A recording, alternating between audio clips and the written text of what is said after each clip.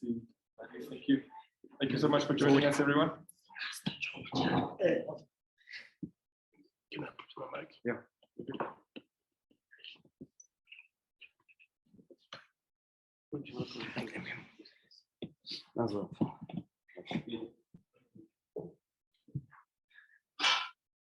See how good you look. You must know that everybody wants to be part of you because you look so good. Very good to see. No. I'll do it. You never said that in the life. Is it central? Yeah. Good morning, members of the media. We joined the head of this Cup Champions League quarterfinal second leg, Mamelodi Sundowns and Pedro De Luanda by Sundowns. Lyle Lakay. Lyle, thank you so much for making time this morning. Thank you.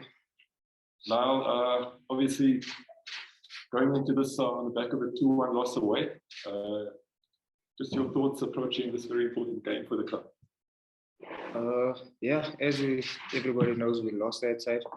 We got the away goal, something we wanted, but the result wasn't what we wanted. And then obviously we have to rectify this side. So yeah, I would say, like everybody knows, it's a must win for us, and we're going all out to win on Saturday and go through to the semi-final. So media, I'll open the floor to you.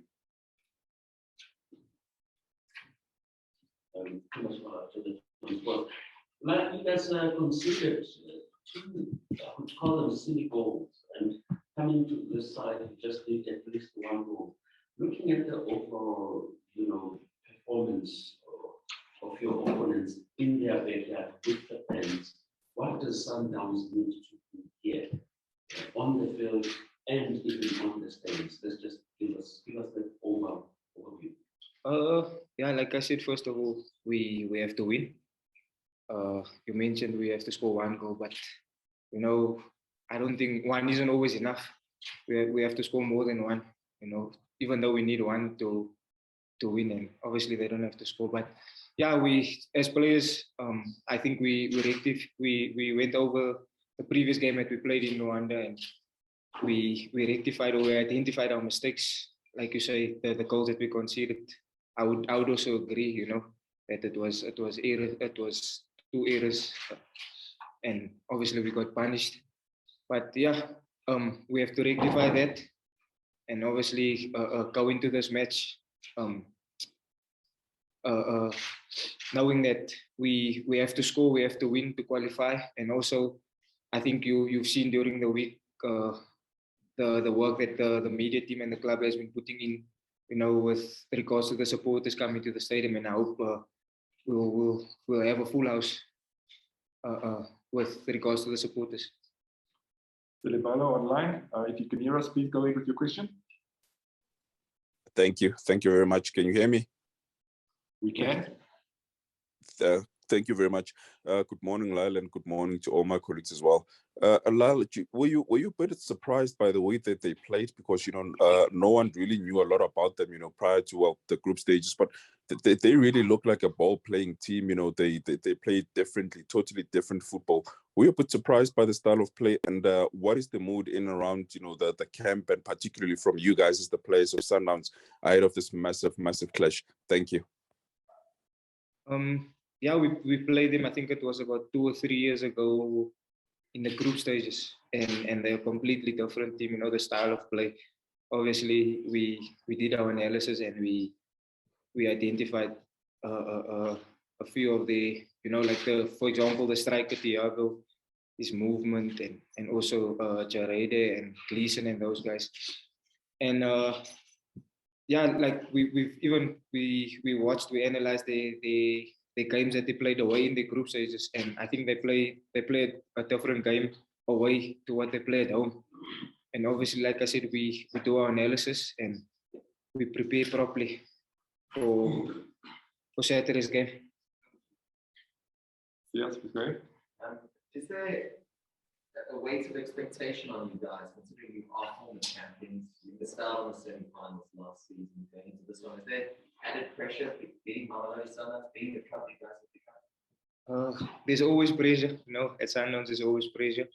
And if you look at the way we finished the group stages, you know, I think people obviously took note of it and believe that we can go all the way. And obviously in the camp too, you know, all the players, there's more belief this season compared to last season, the year before, that we can go all the way.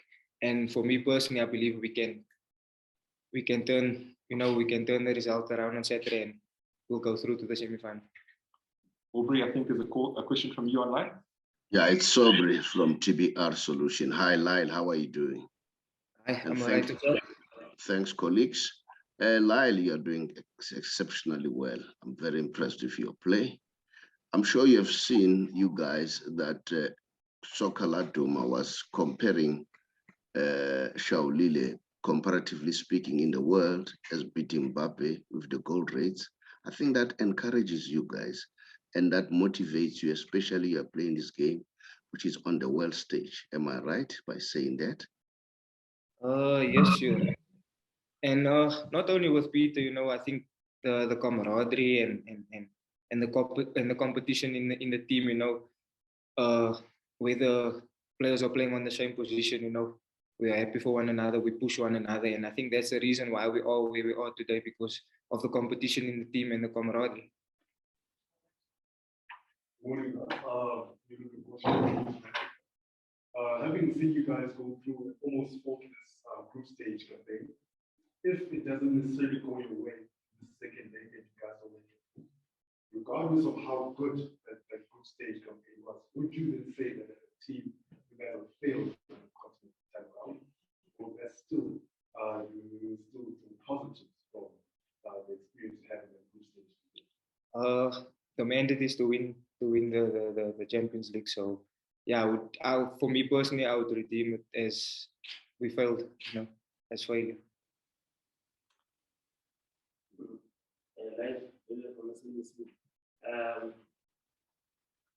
Obviously, coming from behind is one of the chasing game, and we were spoken about the pace that they have.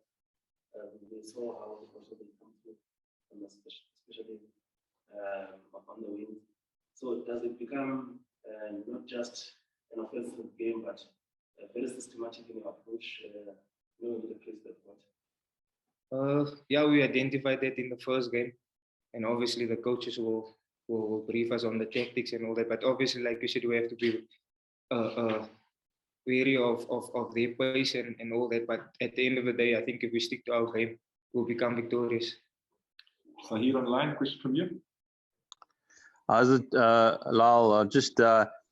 You spoke earlier about the week in this. The club has done a lot of work with the support in the week. How important is it for you? I mean, you guys go to Africa and you see these big support bases from the other teams. How important is to get a full house and to get that Masandwana behind you, the support behind you on the weekend? It's very important, you know, like they say, the 12th man. And as much as it encourages us, you know, I think for the away team, it makes them feel a bit hostile and it helps us. So yeah, like I said, it's very important for us, and I hope the supporters come to the game. Now just on the let me just check one quick one on your mind state as a player. A player like Bernard Morrison has played in the PSL. You know what he has done with the penalty, whether he is or not. But how much does it mean for a player to go and play against either a country where he has stayed or a team from that country? In this case, obviously, what he did for Pirates in the continent, and for them to come here without any player that has played within the PSL space. Where are you mentally as a player? Do they have any point to prove, knowing that even on the other side of the cap contract stuff, Morrison did that against Pirates, but in this case, they have never played in the PSL. Where are you mentally as a player when you go into such situations? To be honest, I haven't experienced that yet, but I think that we probably want to prove a point, you know, like you say now with Bernard and Pirates. For certain players, they would want to prove a point, obviously because it's a former team and they've played there before. But for me personally, I haven't been in that space yet, so I can't really say from my side. The final question before we listen out. You know, I just want to gauge, you know, what is the morale of the team like at the moment? How is the game, in terms of training, in terms of the spirits of the team? I mean, obviously, Sundowns is not a team that loses too many games. So when you do get a loss in a very, very important encounter, how do you guys deal with that with the group? And how do you just stay on the training? Yes, we were disappointed with the loss, and the coaches always mention the 24-hour rule. After the 24 hours, we forget about what happened, and obviously coming into the week, we know what's at stake. We know the mandate. So obviously the guys are geared up, and personally, I believe all the players, everybody involved with the club, we're ready, and I think I speak for all the players. We're ready to leave a piece of our skin on the field, for us to go through to the semi-final. Okay, thank you very much for your time this morning. Thank you. Thank you. Coach, mind joining us, please?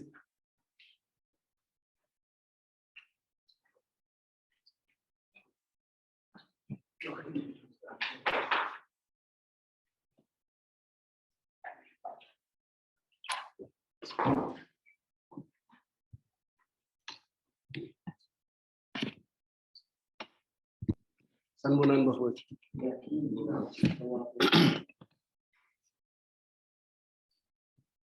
Thank you so much for your time this morning, sir.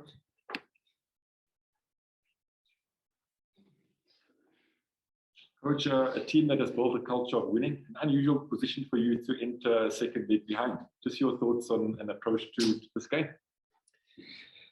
Yeah, we are playing against a very, very good team. We must give that little bit of respect in that space. Even when we profiled them, they were amongst the top teams in terms of the creation of chances and scoring goals. So we know what we are dealing with. We may have been better in many other aspects of the game, but our profiling has always shown that they are a team that has got capacity. But be that as it may, I think we did not play our best performance in that match. And with that performance, which was not even our 40% of capacity, we still managed to create very good chances. I think Temba could have scored first half, or Peter in the one that hit the upright. And second half, I think we scored a very legitimate goal when we improved our tactical approach, and we stuck to what we had seen to try and put as much pressure in their build-up to make sure that we frustrate them. And our second half was very good. We improved in leaps and bounds, and we want to take it from there as if that was the first half of the match. And now we are going to the second half of the match, because honestly speaking, we let ourselves down in many aspects in that game. And I don't remember us repeating those mistakes again in any situation. If we have committed errors and we try to rectify, we come back stronger, because all the goals they scored were literally our mistakes, either to allow the cross, either to not pick up in the box. And that's basically what they did. And they had a very strong wing play, which we anticipated even before. But unfortunately, those few lapses, and they capitalized. And on the day, they were very clinical, because they did not create as many chances, but they scored the few that they got, which is what I always say about the Champions League, that in South Africa, you can make a lot of mistakes in the league, but you still not get punished. But there, you make one or two mistakes, and they all result in a goal, in a shorted goal, or there was one cross that was played and the striker slid was a little bit late. And those moments defined the game. But I do believe our team has got the capacity to turn the results. Tashreeq, online, can I get a question from you, please? Tashreeq Vaudin, do you still have your question? Thanks so much. Karabo and Sobri's hand was ahead of me. Can they go first, please? Sorry, man. No problem. Aubrey, please go ahead. Sobri from TBR Solution Sports Program. Coach, well done. It was said at one point, if the presser was correct, you once said you are no more competing with the local teams, you are looking outside the continent. And I think we are seeing that coming up nicely. I'm sure looking to this game, you want to make sure that you achieve that goal. that you are counted as one of the best in the continent. Am I correct? Yes, you are correct. Okay, coach. I think Sobri, that's a succinct answer from the coach there. Silibalo, please go ahead. Thank you, Tashrik. Thank you so very much, my brother. Appreciate it. Good morning, coach, and good morning to all my colleagues as well. Coach, what is it can we expect from Sundowns on Saturday, considering that, you know, there's a bit of pressure on you guys to really go through because of what you guys have achieved in the Champions League and in the league this season? What type of game can we expect from Sundowns from the onset until the 90th minute and hopefully not beyond that? Thank you. Nothing different, to be honest. We will stick to our playing concept. We are a team that wants to dominate the field. We are a team that wants to dominate the ball.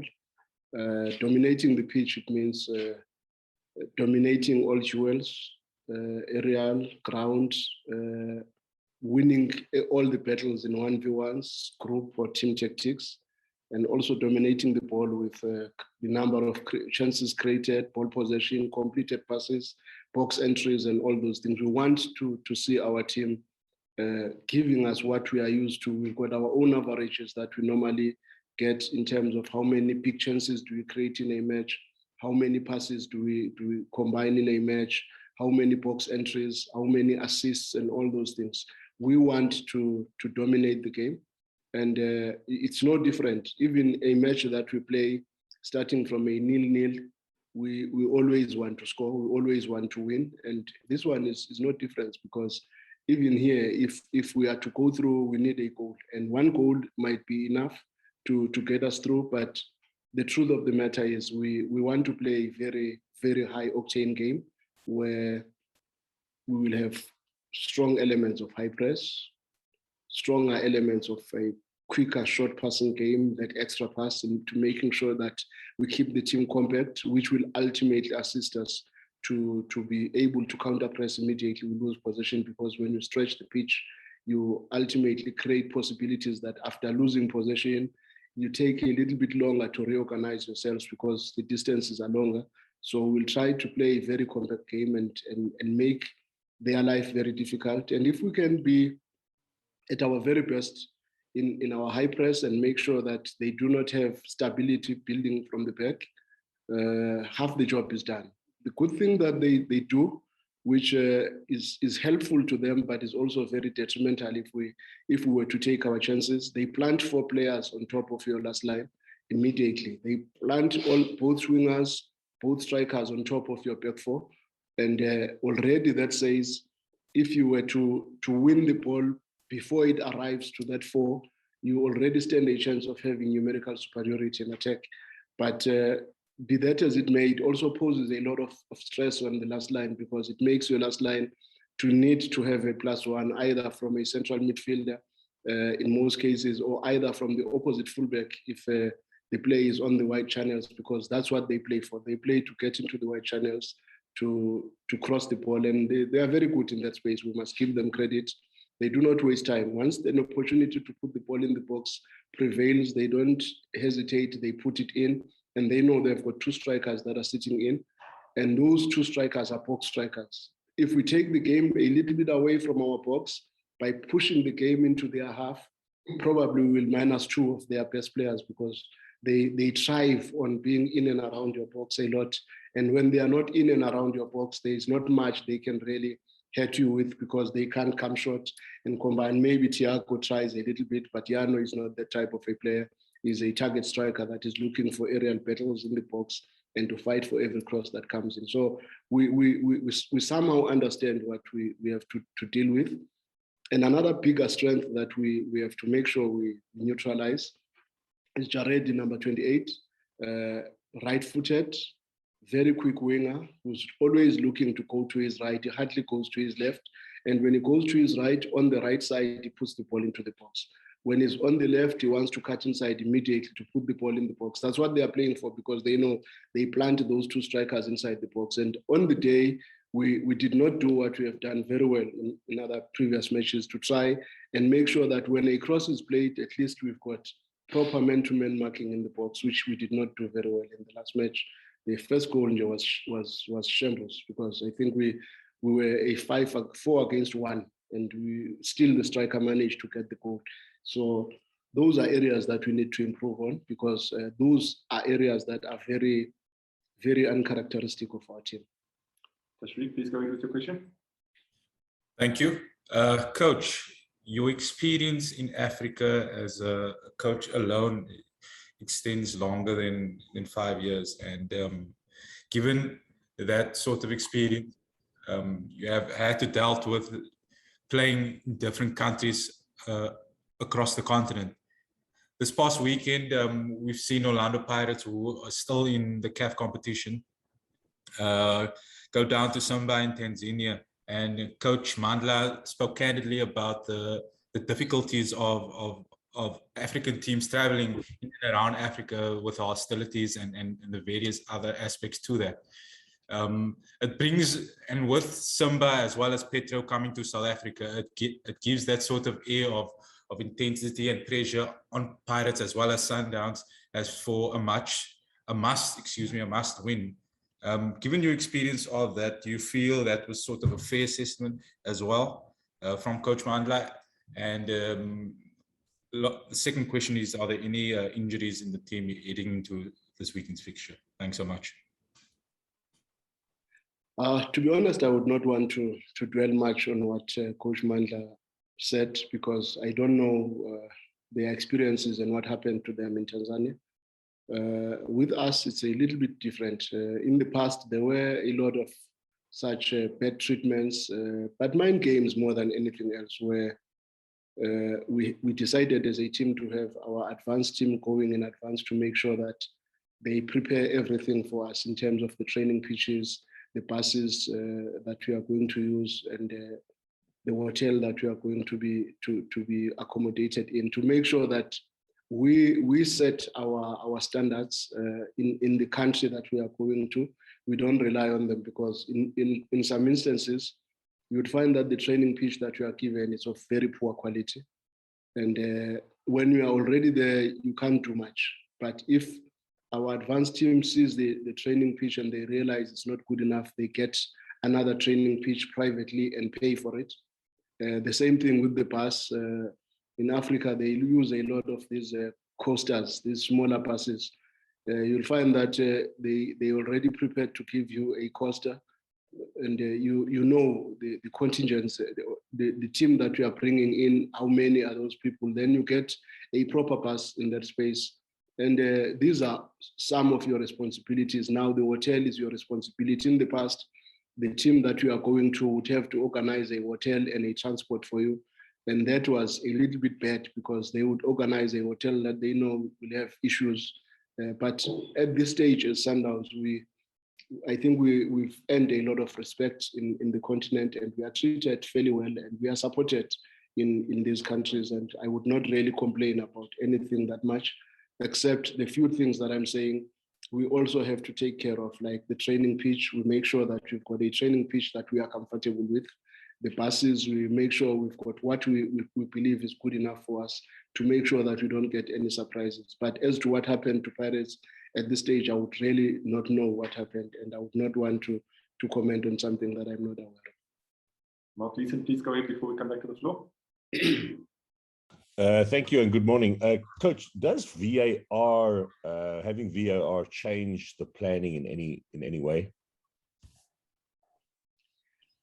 Yeah, it's a little bit of a challenge, man, this thing of VAR, but it's something that we have to adapt to, because we've seen in the Euros, in the UEFA Champions League, in the EPL, this VAR, whenever there's something that is a little bit dubious, you expect the referee to go to that screen and verify and make sure that it's exactly what he thinks it is.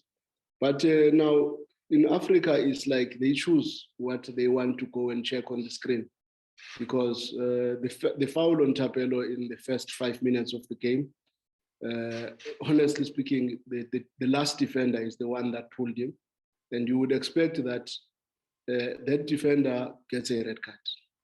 But if the referee is not sure whether he was the last defender or not, then he would have to go and check in the screen whether was it the last defender or not, is it a professional foul, then acts on that. But if a referee does not even want to go and check this thing, as if he is 100% sure that the way he saw it is the right way, it's not proper. And going into the goal that Neo scored second half, the referee was less than 2 meters away from the incident. And even the camera angle of the VAR is impeded by the position of the referee. They can't show exactly the tackle by Motobi, but the referee who was closest and deemed it necessary to continue with the game, because he was close, it's not like a situation where you would say the referee could not see what had happened. The referee was in the best possible angle, even better than the camera angle, to be able to make a call. And he made a call to continue up until maybe 3-4 combinations after that, and we scored a very good goal, the equalizer. Then suddenly he goes back to the VAR. So it's a little bit of an issue. Maybe we've got our own teething problems with the VAR, but we don't want to be making excuses because we are aware it can help in some instances, and in some instances maybe they also make a mistake even when they've gone to the screen. The referee will still come back with a very wrong decision, and we've seen this in many instances. So the human error is still going to be there even with the VAR being used.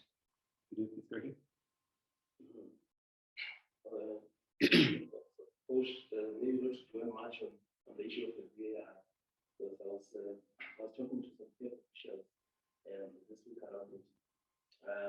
Do you think we're still going to have the challenges for as long as more than 90% where these referees are officiating, they don't have this VAR and only get to see it during this capacity? No, for sure, because practice always makes you perfect. So when you are not practicing week in and week out, and you only encounter it in a continental tournament or in a continental match, then you are not used to decisions being taken beyond you or what you see at that point in time. And that's why at times they don't even go for VAR to check, even when they are being requested, because we were told that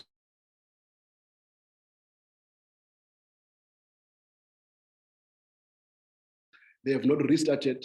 You can read the story here, but even when you ask them, because they are not used to doing it, they still stubborn because they think now you think you are bigger than them. But the truth of the matter is the law says you can ask the referee to go and check in the VAR so that he makes sure that the decision that he took is the best one. So, but because of the same thing that they are not using it week in and week out, they will still feel, no, I still make a decision here. I still believe I'm the right one to make a call. But really, it has its own negative effects on the game itself. But sometimes it pulls a very good decision. We must also be honest. It's just that it's not going to be consistent in making sure that if there is a dubious decision, let it be checked properly and make a call based on that. Then we will always have issues.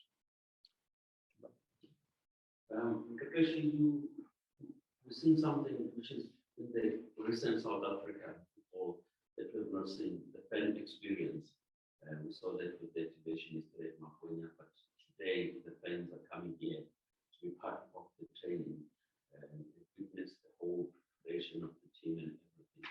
What's your take on that the fans now have been brought into your space where you're preparing for a big game? It's something that Coach Manqoba is thinking about. It's been years since we last saw that in South Africa. And now Sundowns is the first team to bring it back now recently in the coaching space. To be honest, I think it's the best decision. I don't want to lie to you. I've seen it with many European teams. And I think it brings a sense of ownership on the side of the spectators, because they have seen the preparation. They don't take things for granted. Already they start assuming this might be the starting lineup, this player might play or not. And when I was growing up, I used to see Amazulu when they were training in Durban. the few times I went to see their training, they would have 5,000, 10,000 supporters in training. And that had a very big impact in the number of people that were supporting football at that time, because the number of people now, because they've got this sense of ownership, I really want to go and see this match and see whether this boy can do what he was doing in training. At times they'll get disappointed, at times they'll be satisfied with, hey, he even played better than what we had seen in training. So a sense of ownership from the spectators is very important. There are a few things, man, that I think in our football, if you can bring in, they will add value in terms of improving our supporters, the support in the matches. I went to Brazil 2008. I went to watch a match, Flamengo versus Fluminense, under 15. There were more than 20,000 spectators watching under 15. Why? Because after that match of under 15, there was going to be a big match of Fluminense and Flamengo. So the parents that had come to see their kids earlier stay in the stadium up until the senior team comes and plays, and the support improves because that's mass participation now. For young kids, you bring your wife, the siblings, the grandmother, the grandfather, everybody to come and watch this youngster. But you also have another match to watch. In South Africa, we had Champions League, if you remember before.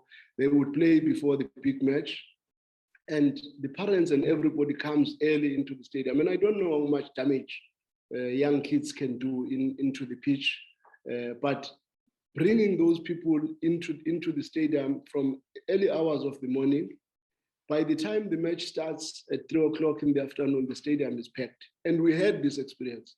We are not talking about something that we saw from outside. We saw it here. We had curtain raisers in the past, which I honestly don't think they really have as much negative impact in improving the support base, because now you've got the support of the young team and the support of the senior team. So the young team is mainly supported by families, and families bring 10 people per family to watch one player. And that becomes the support that the main team will get. And for me to have our supporters here, I think it also takes away some of the perceptions that players are, supporters sometimes, they always think they can also do what the players are doing. They also think, no, I think I can play better than this one. But if they have to go through what the players go through, then they start having a little bit more respect and say, hey, I was not aware why the coaches are using this boy, but hey, in training, he really does well. Yes, maybe he might not be having very good performances in the match, but they start to be a little bit more patient because they know what he's capable of, because they've seen him in training. And I think it's a noble initiative if it's not spoiled by maybe supporters wanting to be inside the pitch and also wanting to be part of the game. Then it's a problem. That's why bigger teams would have grandstands around the stadium and the supporters would be there watching. I was watching Real Madrid in 2009 in Spain. Every training session, people come to watch the game. Their small training stadium is full almost every day. People are watching and they start to identify with these players. They start to realize, no, man, there's a player there called Promise Manqoba who is not playing regularly, but hey, there is future. They start now to project that maybe next year this boy is the one that is going to play in the place of player so and so, because they've seen him in training and they've seen that in as much as he's coming from the academy, but he does have enough to compete at the highest level. And I really believe that will help our country to improve the numbers. When big teams are having 10,000, 15,000 spectators in a 90,000 stadium, it does not look good. And we go to Angola, the stadium is packed. You go to Egypt, the stadium is packed. You go to Tunisia, the stadium is packed. Morocco, the stadium is packed. What are they doing differently that we are not doing? Thanks, Coach. Great answer to that question. Timon Umvalo online. Good morning, Coach. Good morning, everyone. Just following up on, obviously, the last answer you gave about just stadium attendance. This weekend, in addition to the football, there will be live entertainment. The club is really putting an effort in creating an atmosphere. How important is it to you and the players for there to be a reason for fans to come to the stadium week in and week out? Last match that we played against Al Merrikh, we had already qualified for for the quarterfinals. We wanted to better our benchmark of 13 points to go to 16 points, and we managed to achieve that. But what we also put on the minds of the players was to say to the players, they must give the reason to the supporters to want to come and watch Sundowns again in the next match. So giving the reason for the supporters to come means give a spectacle, give a good performance that makes people to say, we want to come and watch this team, regardless of the results sometimes. If you show that you have given everything and you have left your piece of your skin in the pitch, you are saying, we have done our best. And at times the result is not what will bring people back. It's how you performed and how you really pushed yourself into the match, because in football, anything can happen. That is understandable and acceptable. But one thing that is not acceptable is when you lose a match and you've not given your best and you've not really played your normal football. You start to play with a lot of frustration, long balls, trying second ball, something that people have not seen before. But if you play your normal game, our playing concept is known by all and sundry, and we will give the best performance that we want to give and put a little bit more energy into it to make sure that it really speaks volumes in terms of how much we want to win this match. And when we do that, normally when Sundowns gives an A game, Sundowns wins. Very last question before we wrap. Coach, we've been in this position for one tomorrow, but the goal didn't come in return.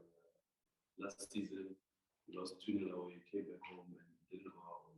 What are the lessons that the team has taken in all these instances, and how is the team able to implement to make sure that we go to the stage?